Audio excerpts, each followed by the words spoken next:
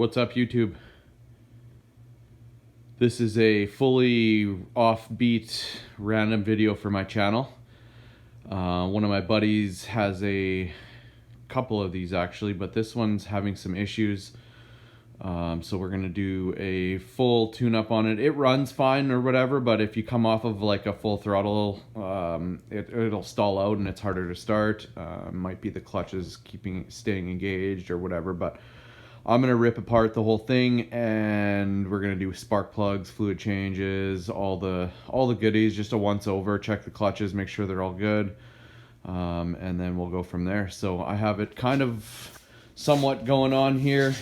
I got the hood up, I got the side panels on, seats off, there's the side panels, but to literally change the spark plugs, they're like directly underneath the steering console and main console here, so you have to literally pull this entire thing apart, gas tank, everything. Well, from the videos I've watched online, I've never worked on one of these Arctic Cats before, but I mean, it's just plastic and screws, right? So we'll get her pulled apart here. I'm just kind of taking a little bit of video so that I also have some reference, because there was plastics covering the gas tank stuff here already.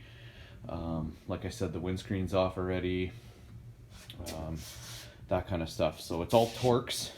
This has an adjustable seat on it, so the seat's super easy to pull off. You just press the lever and slide it up. Well, there's one bolt that kind of holds the tension in on each side, but you just take that out, and then yeah, it's good to go. So I got a whole bunch more plastics to remove. I got to remove this whole piece, but I gotta take these off, take the red part off, take the dash off. There's a steering wheel release and steering console release. I gotta remove all of that. So I'll do it a little bit more and we'll come back at you.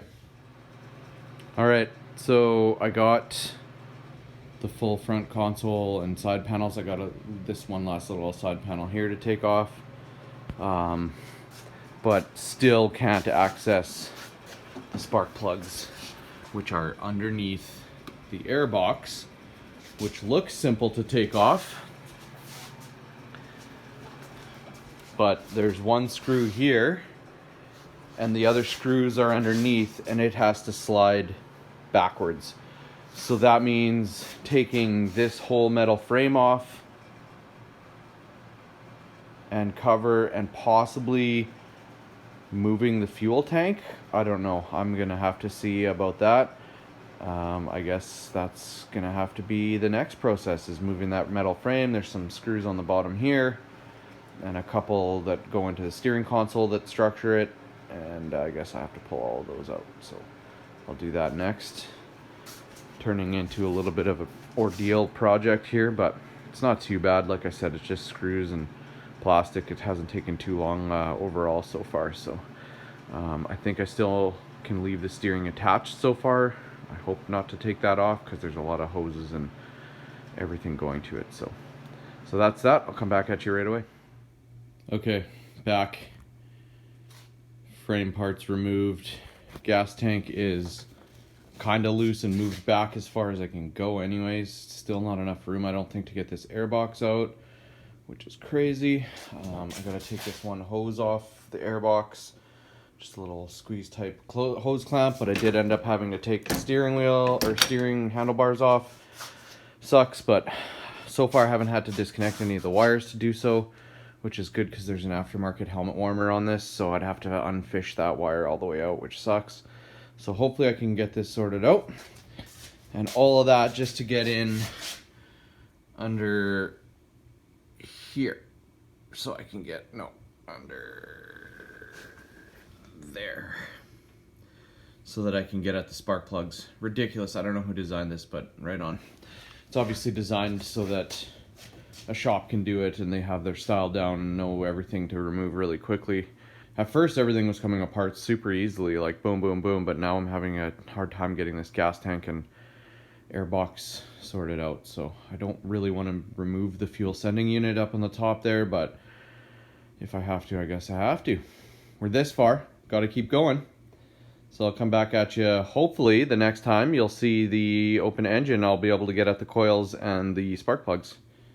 So I'll be back at you right away. Okay, what a gong show. I have got the fuel tank air box fully removed. It's actually a tiny little motor when you see it with all the fluff off. And now I finally have access to the coils and spark plugs, which is ridiculous. I cannot believe you have to do all of this work just to change the spark plugs. Like, super dumb. Obviously made just so that mechanics and dealers can do it. I don't know. It just, the average dude ain't doing this, that's for sure. So anyways, on to changing the spark plugs. The easy part, apparently. And we'll get back at you when I'm, I guess, trying to fit this all back together. Okay, bye-bye. All right, spark plugs are in. Airbox is going back in. Not easily, because the slip joints for the intakes are rubber all around. So when I push on it, they don't push in. They just kind of collapse. So I have to try and get my hands in there and mess around. So got a little bit of water. Gonna lube them up, soap and water, just a tiny bit of dish soap and water, just lube them up a little bit so that they slip on a little bit easier. So that's that. Gas tank's next. Not sure if I mentioned about the gas tank, but it's 100% full of gas, so it was also quite amazing getting out of here full of gas. So anyways, we'll get back on it, and I'll probably come back when I have the gas tank in and everything more buttoned up and stuff. So, see you in a bit. All right, she's all back up and running. Floor's all wet because I just took it for a quick blast, test everything out. And it seemed to not stall like it did the other day. So, I don't know, maybe the plugs were the issue. I don't know what made him think of that. Maybe somebody gave him that tip, I'm not sure, but all the plastics and no spare parts, yay. But yeah, I got all the plastics up and running, the windshield back up and running. I just bundled up and went for a quick blast through the field, took it up to full speed. This thing hums, like this thing flies. It's a 1000cc 4-stroke and it just moves.